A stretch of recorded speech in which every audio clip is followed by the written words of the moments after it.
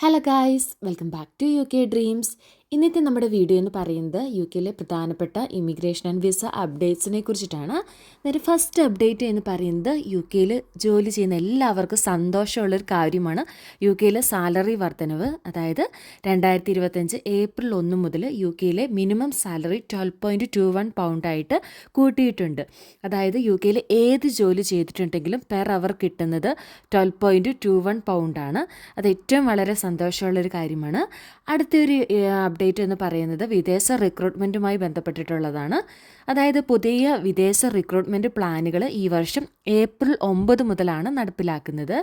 April 9 മുതൽ ഏത് വിദേശ റിക്രൂട്ട്മെൻറ്റ് നടത്തുമ്പോഴും യു കെയിൽ ആദ്യം അവർ ട്രൈ ചെയ്തിട്ടുണ്ടെന്നും അതേപോലെ തന്നെ യു കെയിൽ ആവശ്യത്തിന് കാൻഡിഡേറ്റ്സിന് ലഭിച്ചില്ലെങ്കിൽ മാത്രമേ വിദേശ റിക്രൂട്ട്മെൻറ്റ് നടത്താവൂ എന്നുള്ള ഒരു ഇൻസ്ട്രക്ഷനാണ് ഇപ്പോൾ നൽകിയിരിക്കുന്നത്.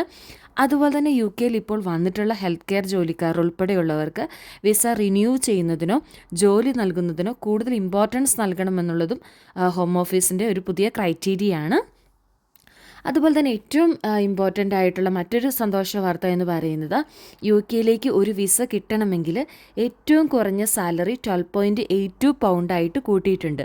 അതായത് മുമ്പ് ഇത് 11.90 പൗണ്ടായിരുന്നു പെർ അവർ ഉണ്ടായിരുന്നത്.